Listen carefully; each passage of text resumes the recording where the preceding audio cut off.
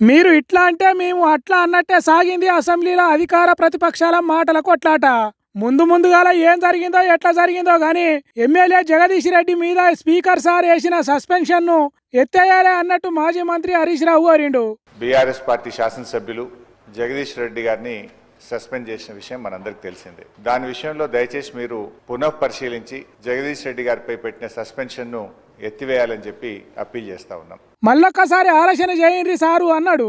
తర్వాత సర్కార్ తరఫున జాటోత్ రామచంద్ర నాయక్ మాట్లాడితే ఇటు ప్రతిపక్షం నుంచి పల్లా రాజేశ్వరరెడ్డి సర్కార్ పనుల చక్కదనం మంచిగా లేదని, 6 గ్యారెంటీల హామీ అసలే జాడపత్త లేదని, నీళ్లు లేక పంటలు ఎండిపోతున్నాయని ఇట్లా శానా ముచ్చట్లే చెప్పుకొచ్చిండు. నడిమిట్ల మంత్రి పొన్నం ప్రభాకర్ కలగజేసుకొని రాజేందర్ రెడ్డి చెప్పిన తీరును తప్పుపట్టిండు. తర్వాత సర్కార్ ముద్ర మార్చుడు గురించి రాజేశ్వర్ రెడ్డి చెప్పుకొచ్చిండు.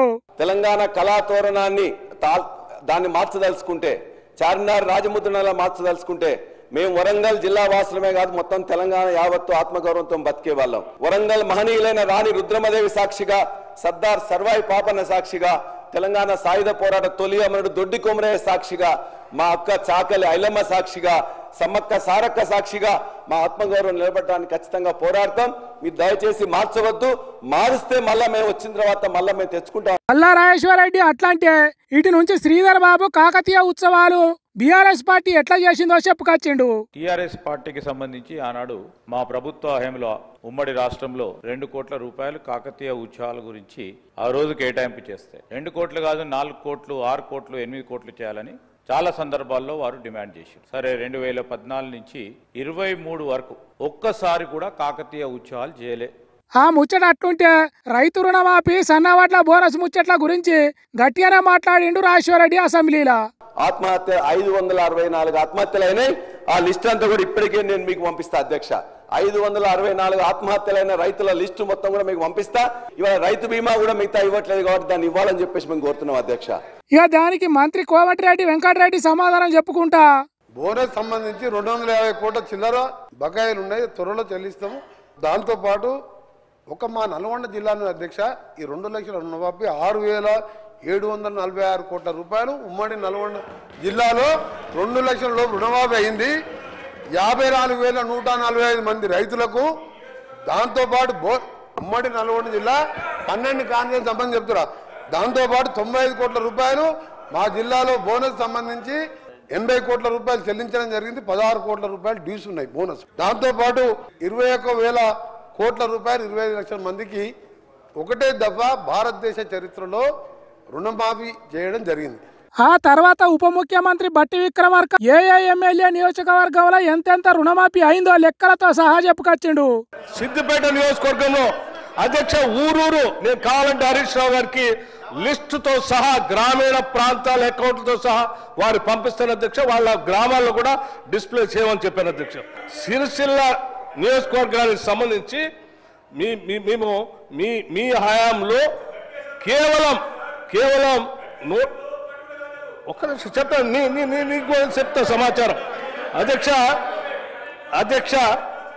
కేవలం 2018లో 101.76 కోట్ల రూపాయలు మాత్రమే మీరు, అది కూడా ఒక రోజు 2 రోజులు 5 సంవత్సరాలు చేస్తే మేము కేవలం 3 నెలల్లో అధ్యక్ష 175.84 కోట్ల రూపాయలు సిరిసిల్లలో ఇచ్చాం. బట్టి విక్రమార్క ఇట్లా చెప్తే పల్లా రాజేశ్వర్ రెడ్డి తన సొంత నియోజకవర్గంలో రుణమాఫీ ఎట్లా జరిగిందో చెప్పుకొచ్చిండు. వారు చేసిన ఈ మండలంలో లేకపోతే ఈ యొక్క నియోజకవర్గంలో 20,000 చేసినాం 25,000 చేసినాం అని చెప్పేసి అన్నారు కదా. మా జనగామ నియోజకవర్గంలో 127 గ్రామాలు ఉన్నాయి. 127 గ్రామాలలో ఏ గ్రామానికైనా ఒక గ్రామానికి రండి. ఆ గ్రామంలో 100% చేసినని చెప్పేసి అంటే నేను అప్పుడే ముక్కు నేల మీద రాస్తా, నేను రిజైన్ కూడా చేస్తా అని చెప్పి మీకు ఛాలెంజ్ చేస్తా ఉన్నా. ఏ ఒక్క గ్రామం 107 గ్రామాల్లో రుణమాఫీ అయిపోయిందని చెప్పేసి. అందుకే ఉట్టిగా వాదనల కోసం నెంబర్ల కోసం అది కాదు అధ్యక్ష.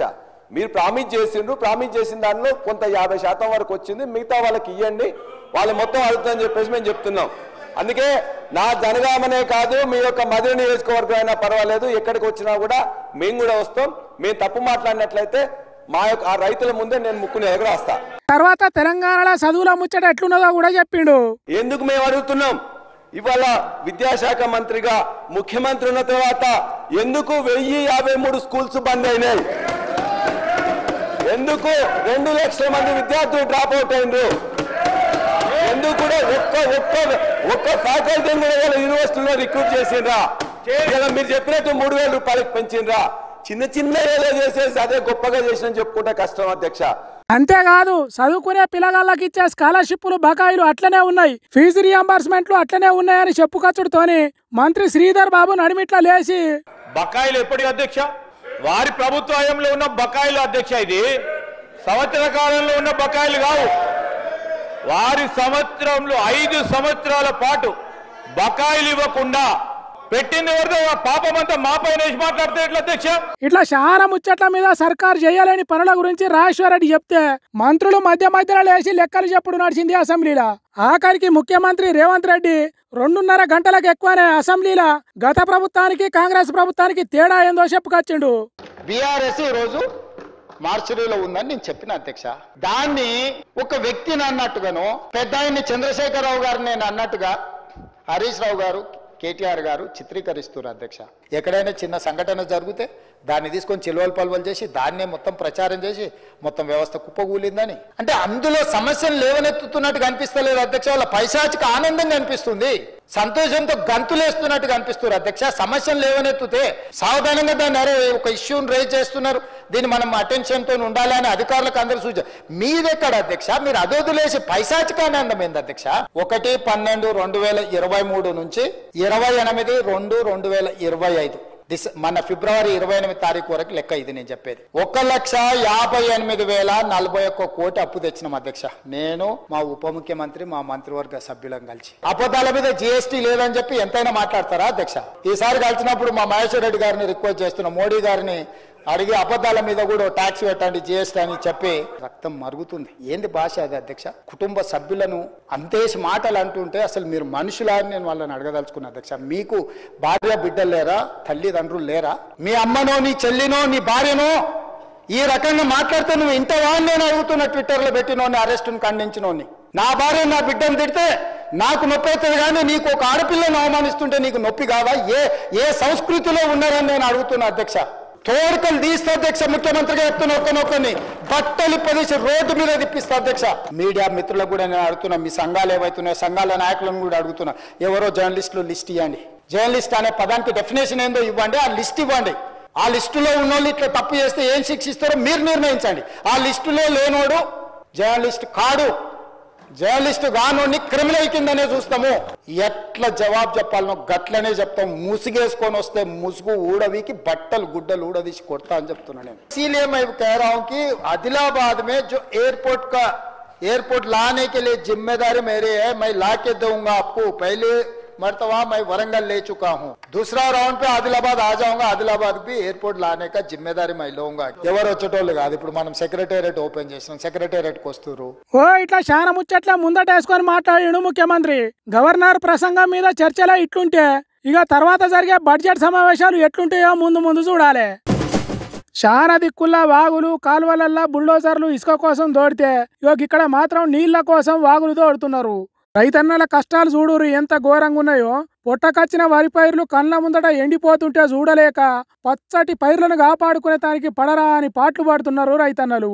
అయ్యో గోసపాడుగాను, ఎంత లోతు తోడినా పంట పండి అని నీళ్లు ఊరుతలేవు.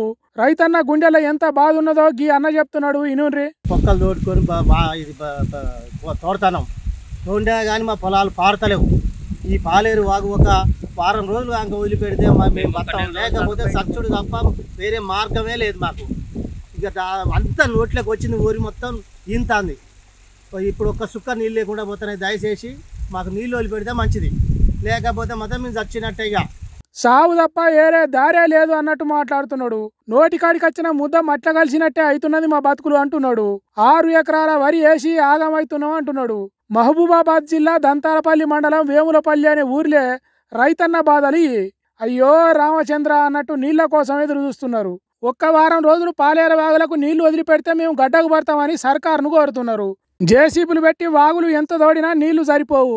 అంటే ఒక్క తడి సగం పొలానికి సరిపోతాయి కావచ్చు నీళ్లు, కానీ తర్వాత ఎట్లా మా పరిస్థితి అని చేతులు ఎత్తి మొక్కుతున్నారు.